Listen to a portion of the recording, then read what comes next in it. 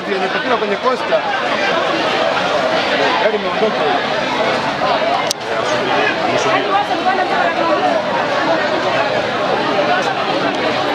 Majina naitwa Sani Leonard Marekela, ni katibu mwenezi wa kata ya Serengeti wa tiketi ya Chama cha Mapinduzi.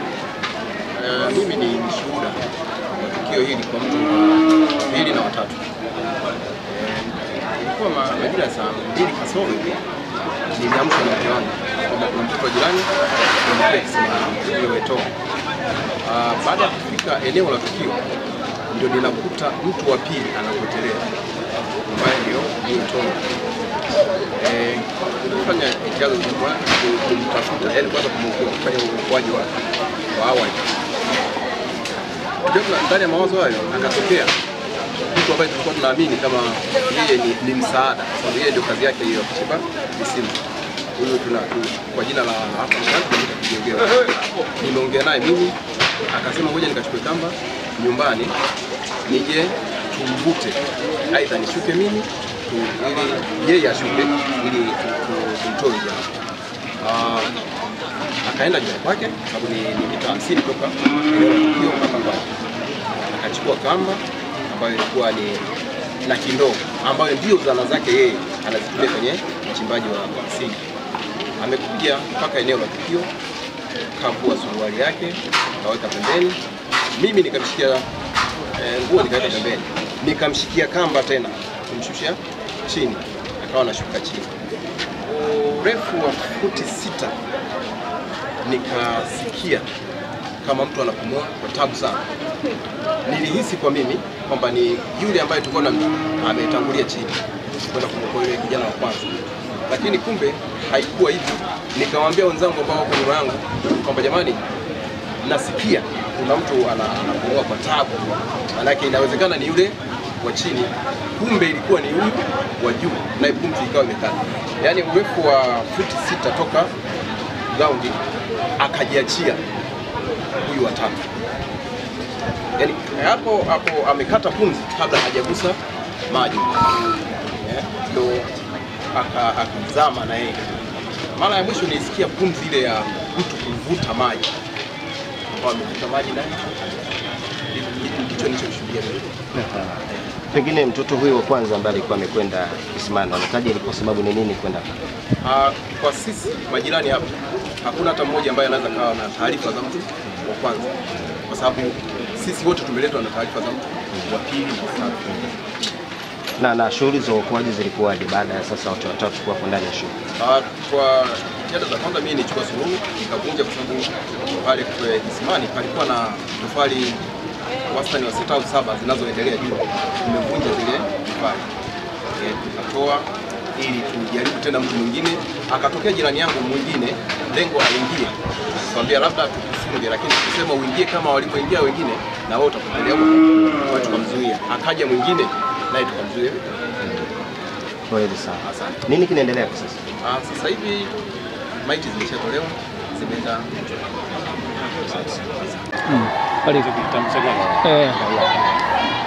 Asante. Kwa jina naitwa William Memba Mangomile, ni mkazi wa kata ya Serengeti, kitongoji cha Kilifu. Tukio lililotokea mazingira haya ni kama ifuatavyo. Kuna mtoto alidumbukia kisimani, amedumbukia kisimani. Alipodumbukia kisimani, sasa kuna majirani hapa alikuwa anajenga fensi la asali. Sasa yule msaidizi wa kujenga ile fensi aliona ile tukio, kwa sababu ni mzoefu na mwenyewe anachimba visima, ikabidi aende kwenye eneo lile. Ili kwenda kwenye eneo lile, kumuona mtoto anatapatapa, ikabidi sasa ajitoe mwanga kwenda kumwokoa yule mtoto kwenye kisima hicho. Lakini baada ya hapo naye akabaki kule chini kwenye kisima hicho. Baadaye pakatafuta mtu mwingine ambaye kiuhalisia ndo aliyeweza kuchimba mpaka hicho kisima. Ikabidi naye aitwe ili aweze akatoe uokozi kwa watu wale ambao wako kule ndani ya kisima. Lakini baada hapo naye alipokuja akaingia ndani kwenye kisima na akabaki huko kwenye kisima. Baadaye tena watu tukakusanyika pale ili tuendelee kutafuta namna ya kuwatoa wale watu. Akatokea tena mtu mwingine wa 4 ambaye anaitwa Kairo, naye akataka kuingia naye kwenye kisima hicho, ikabidi yule ndio tumuokoe, tumdaki, tumtoe nje. Lakini baada hapo tukaendelea kujitahidi jinsi gani tunaweza tukawatoa mle ndani kwenye kile kisima, tukabomoa. Tulivyobomoa basi na vyombo vya habari vikaja pale na watu wa uokoaji, jeshi la polisi kwa kushirikiana nao kwa mazingira, lakini hatimaye mpaka sasa hizi wameweza kutolewa, lakini wametolewa wakiwa tayari wameshakata roho. Sababu ya mtoto kudumbukia na kaja nini? Sababu ya mtoto kudumbukia haijulikani, sijui alikuwa anachota maji sasa, kwa sababu maeneo anayokaa yule mtoto sio mbali na kwenye kisima. Sio mbali na kwenye kile kisima, sasa hatujui hata kudumbukia kwenye kile kisima kile sio alikuwa anachota maji. Kwa kweli bado hatujapata chanzo chake kilikuwa ni nini.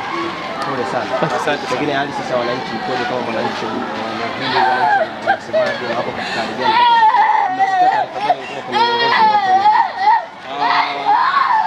Kwa kweli kwa ujumla mpaka sasa hizi wananchi wote wana simanzi, na tunashukuru vile vile chombo chetu cha habari ambayo ni Kero ni Kifo FM wamefika maeneo haya kwa kushirikiana nao na wananchi. Kwa hiyo wana simanzi kubwa, watu wamejitokeza kwa wingi sana wakisikitika kwa ujumla na jambo hili ambalo limetoka, kwa sababu kwenye kata yetu ya Serengeti ni mara ya kwanza kutokea jambo kama hili. Kwa hiyo kuna simanzi kubwa sana. Kama mwenyekiti wa kitongoji cha jirani kata ya Serengeti, kwanza tuelezee nini kimetokea katika kitongoji cha jirani ndani ya kata? Kilichotokea ni vifo vya. Ukianza kwa majina. Majina yangu naitwa Azizi Ibrahim Kifule, ni mwenyekiti wa kitongoji cha Nazareth kata ya Serengeti, kitongoji jirani na tukio lilipotokea. Yaani vitongoji hivyo vinaunda kata ya Serengeti, Kifo, Nazareth na Manyanga. Lakini tukio lilipotokea, nafikiri kama ulivyosikia, hata watu wa ndani ya Serengeti wengi walikuwa hawajui kama kuna tukio limetokea. Taarifa zilikuwa zinatoka nje ya kata ya Serengeti, kwa sababu chanzo chake inasemekana kwamba mtoto alikuwa anachota maji, lakini kwa bahati mbaya mteko ulikatika na ukabaki ndani ya kisima cha maji. Sasa wakati akiufuata akiamini huko jirani, akapata nafasi ya kuingia ndani ya kisima na akakosa nafasi ya kutoka, akabaki nje. Sasa yule aliyemuona, nafikiri uliona pale kulikuwa na watu 3 waliokufa ndani ya eneo hili, wanaume 2 na mke. Lakini pia yule sasa aliyekuwa akiona kwamba mwenzangu ametumkia yule mtoto, ngoja nikamuokoe, alipoingia kumuokoa na yeye akashindwa namna ya kutoka, akabaki kwenye kisima. Huyu wa 3 naye akaingia kwenda ni muokoe, naye akabaki kwenye kisima. Ni tukio la kihistoria ndani ya kata, hatujawahi pata matatizo kama haya. Tuko makini kama viongozi, lakini kwa kweli imestajabisha kwa sababu ni wilaya, mkoa na taifa kwa ujumla, kufa watu 3 ndani ya kisima bila kushinikizwa wala bila kupata ajali aina yoyote. Pengine sababu inatajwa ni nini kwa mtoto kwenda kwenye eneo la kisima ambaye ndio alikuwa chanzo cha yote? Ni kawaida, hakuna mambo yoyote ya imani zozote, ni kawaida. Mtoto umri wake ni mkubwa, alikuwa anaenda kuchota maji na amemaliza darasa la 7 akitegemea kwenda kidato cha kwanza. Kwa hiyo huwezi ukasema labda umri ulisababisha kwenda kwa kuacha mzazi mtoto, lakini umri wake ulistahili kufanya kazi yoyote, anajitambua. Lakini pia ni kwamba ndugu mtangazaji, unapokuwa umri wa kufikiri, pamoja na kwamba ni mtu ambaye anatambua, lakini umri pia kufikiri kwamba yeye alipokuona anaona mteko mweupe ukiwa chini, aliona kama yuko jirani. Kwa alikuwa natamani aingie kwamba aweze kuchukua ule mteko, ndipo akajikuta nazama ndani ya maji. Sasa huyu aliyeona tukio akaona, kwa nini yule mtoto ameingia pale? Ngoja harakishe kuingia ndani ya kisima ili aweze kumwokoa. Akajikuta naye hewa amekosa, akabaki mle. Huyu wa 3 akafikiri kwamba kwa nini mwenzangu ameingia mle hatoki, na mimi ngoja niingie nikatoka. Kwa hiyo ule msongamano wa watu 3, na ukiangalia mviringo ule kisima ni mdogo, kwa hiyo ukasababisha sasa kupatikana hivyo vitu. Kwa hiyo hata angeingia wa 4 na wa 5 na wa 6 inawezekana wangekufa, kwa sababu kisima kilifunikwa kwa muda mrefu, kwa hiyo kilitunza hewa ya carbon kiasi ambacho kwa sisi inaovuta hewa za oxygen tulikuwa lazima tufe. Kwa hiyo ni matatizo ambayo yalitokea ndani ya kata ya Serengeti, kitongoji cha Kifo.